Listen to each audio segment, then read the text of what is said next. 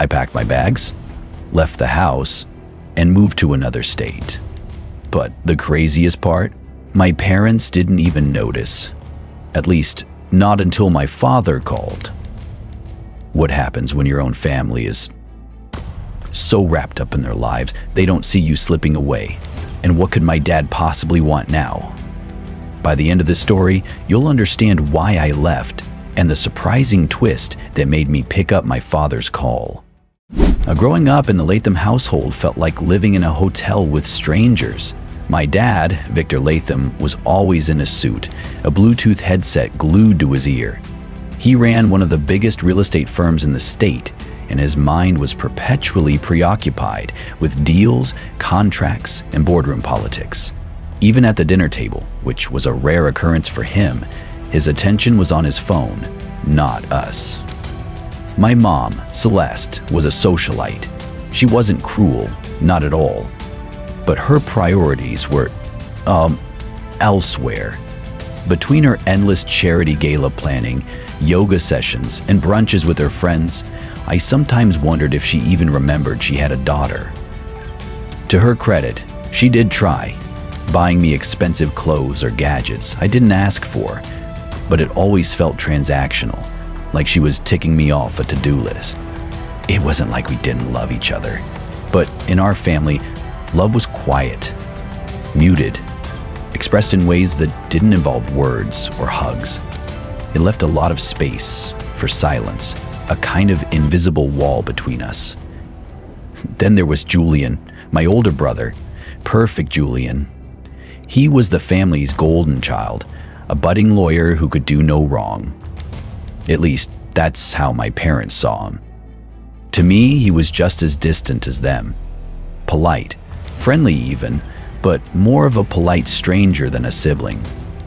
As for me, I was Ren, the middle child, the quiet one. I'd sit in my room, sketching in notebooks, reading books no one else in the house noticed. At family gatherings, I was the background noise. I'd watch my parents dote on Julian or entertain their friends and wonder if they'd even notice if I vanished completely. Turns out, I wasn't far off. One night, when I was 14, I asked my dad if he wanted to see one of my drawings, a watercolor I'd worked on for weeks. He glanced up from his laptop for a split second and said, "That's nice, Ren," before going back to whatever was so important on his screen. My mom said it was lovely, without even looking at it. That was the moment it clicked for me. I was invisible in my own family. I thought about leaving even then, but where would I go? At 16, I made a quiet vow to myself. One day I'd leave, and they wouldn't even realize it. And when I finally did, they didn't. It all started on my 21st birthday. That's supposed to be a milestone, right? A day where you feel like you're stepping into a new chapter of your life, celebrated by the people who are supposed to love you most. Instead, it felt like any other day in the Latham household. Silent and unremarkable. That morning, I came downstairs, half expecting balloons or even just a casual happy birthday. Instead, the kitchen was empty. Mom's note on the counter said, "Out with the girls. Dinner's in the fridge if you need it." Dad was already gone for the day, no surprise there, and Julian, he hadn't lived at home for years. It was just me and the walls. I sat on the couch with my phone in my hand, staring at it, waiting for someone, anyone, to text or call. The hours ticked by. By noon, the silence was deafening. By dinner, I felt like I didn't exist. And by the time the clock struck midnight, I was done. That was my breaking point. It wasn't just about the birthday. It was about everything. Years of being overlooked, forgotten, treated like a shadow in my own home. I went to my room, pulled out my old suitcase and started packing. I didn't even think twice. I grabbed clothes, a few books, and my sketch pad. My heart was racing, but for the first time in years, I felt alive. That night, As I zipped up the suitcase, I made a decision that scared me and thrilled me in equal measure. I was leaving. No goodbyes, no note, nothing. I wanted to see just how long it would take for them to realize I was gone. Days, weeks, longer. Honestly, I wasn't sure I cared. I just knew I couldn't stay. The next morning, I was gone before anyone woke up. I walked out the front door with my suitcase in one hand and my sketch pad in the other. No one called after me. No one noticed. I caught a bus to Charlotte, a city I'd visited once on a school trip. It wasn't far, just a few hours away, but it felt like another world. I didn't have a plan, but for the first time, I didn't need one. The important thing was that I was free. In those first few days, I kept checking my phone.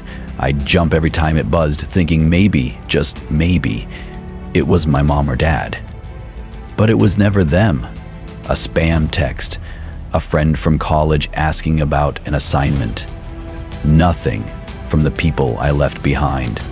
The days turned into weeks, and the silence from home felt louder and louder. And yet, a strange part of me wasn't surprised. I told myself it was proof I'd made the right choice. If they didn't care enough to notice I was gone, why should I care enough to go back? But the thing about silence is, it can play tricks on you. It made me question everything. Did they miss me? Were they worried? Or was it easier for them now that I was out of the picture? I tried to push those thoughts away, focusing on building a life for myself. I found a small studio apartment and a job at a local coffee shop. The pay wasn't great, but it was enough to get by. Still, there were nights when I'd lie awake, staring at the ceiling, wondering what was happening back home. Were they sitting around the dinner table, talking about how I left? Or had they just gone on with their lives, as if nothing had changed? And then, after 2 months of silence, my phone rang. It was late, and I was closing up the coffee shop. When I saw the name on the screen, Dad, I froze. My first instinct was to ignore it, let it go to voicemail. But something in me wouldn't let that happen. My hand trembled as I hit answer. "Rin," he said, his voice calm and measured. "We need to talk." I could feel the ground shift beneath me. For 2 months they hadn't noticed, or so I thought. But now, my dad was calling. Why? What had changed? And what did he need to say so badly that he'd finally picked up the phone? I packed up everything I owned into one suitcase. One.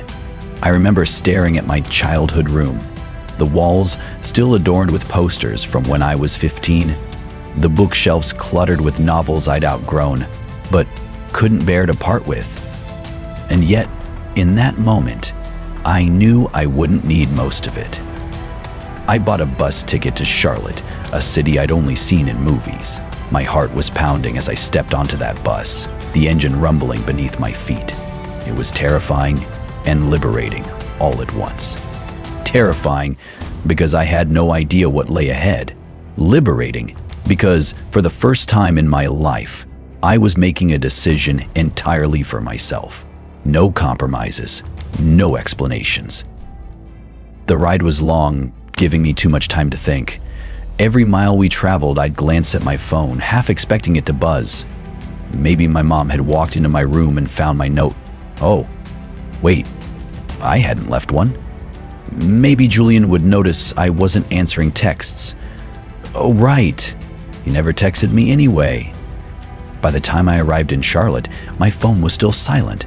Not a single call, not a single text.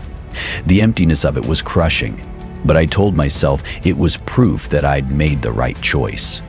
If they couldn't be bothered to notice I was gone, then I didn't owe them anything. Charlotte was everything my hometown wasn't: bustling, vibrant, alive. But I quickly learned that starting over wasn't as romantic as I'd imagined. For the first week, I crashed on an old friend's couch.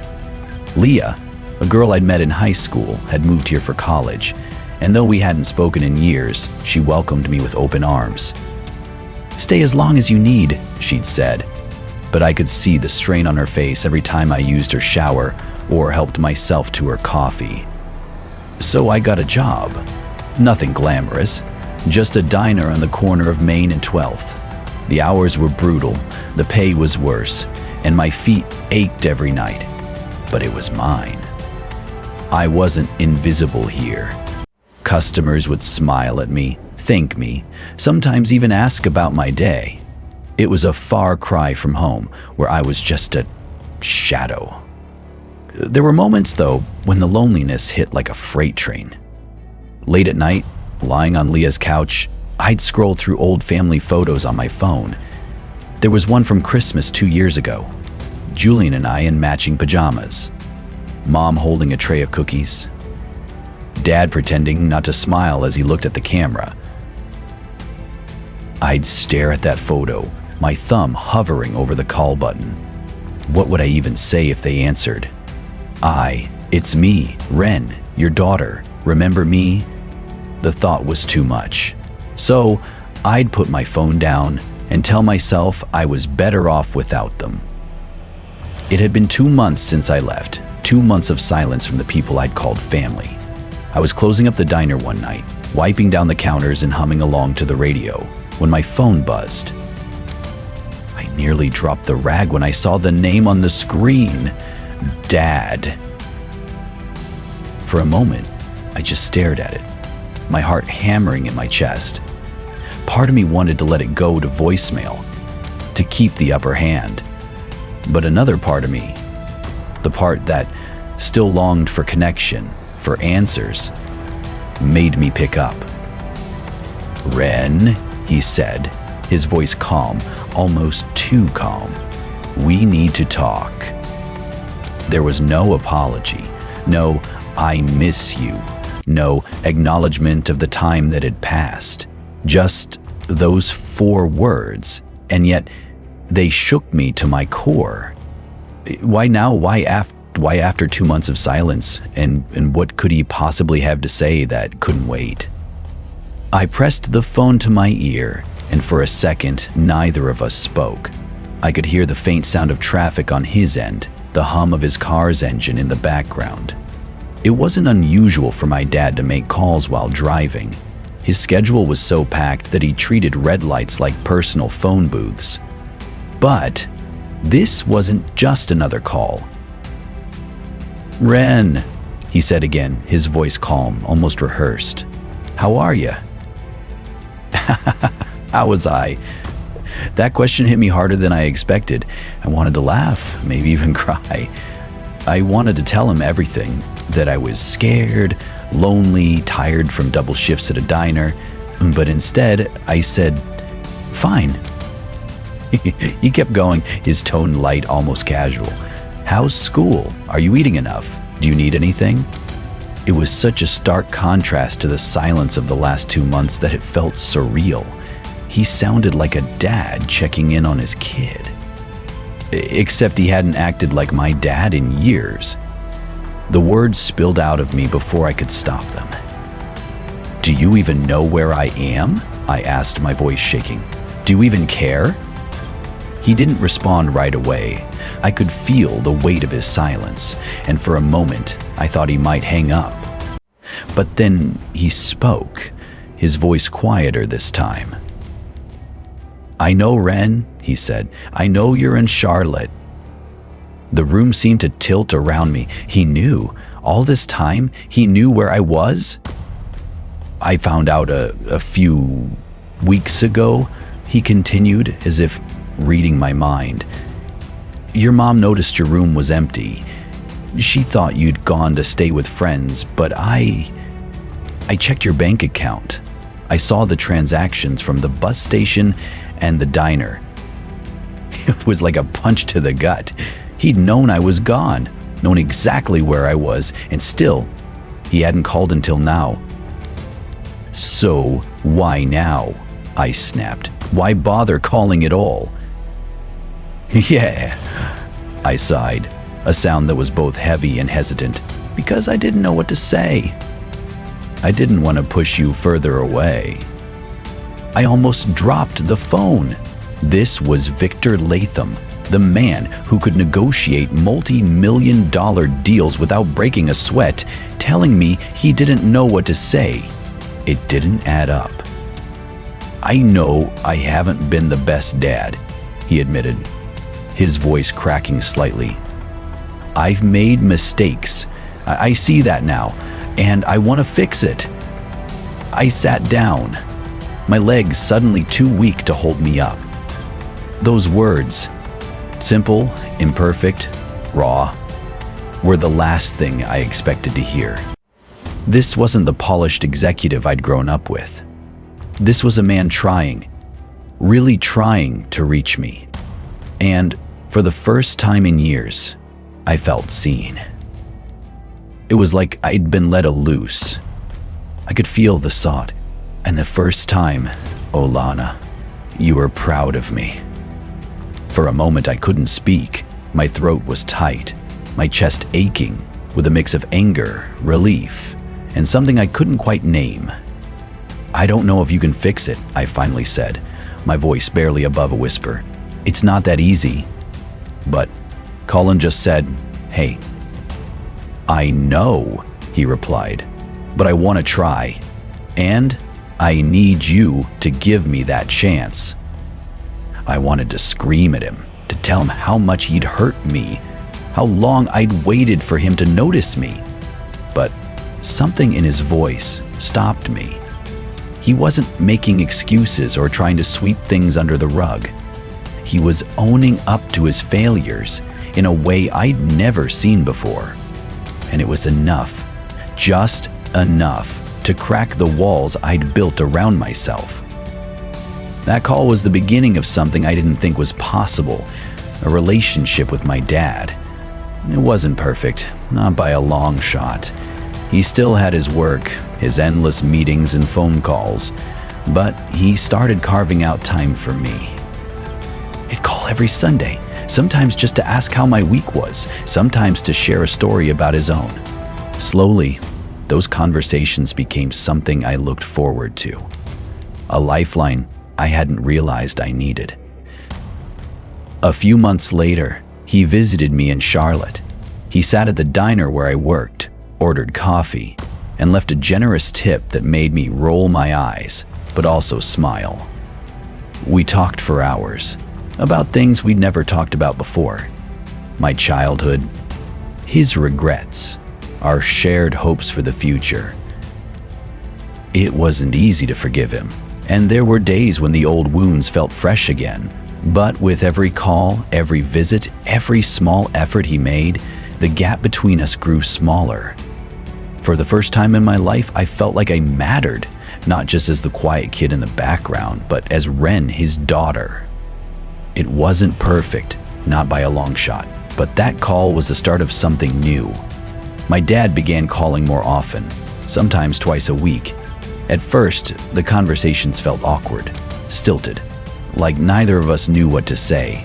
But over time, they became something I looked forward to. He'd ask about my job, about my artwork, and even though he didn't always understand what I was saying, he listened, really listened. A few months later, he surprised me by showing up at the diner where I worked. I remember the moment I saw him sitting at the counter, sipping coffee like he'd been coming there for years. He waved me over, his usual confident demeanor softened by something I hadn't seen before, uncertainty. "Can we talk after your shift?" he asked, and we did. We sat in a corner booth long after the diner had closed, talking about everything we'd missed in each other's lives. He apologized again, and for the first time, it felt real. Not a business-like apology, but one that came from the heart. Yeah. And then there was my mom.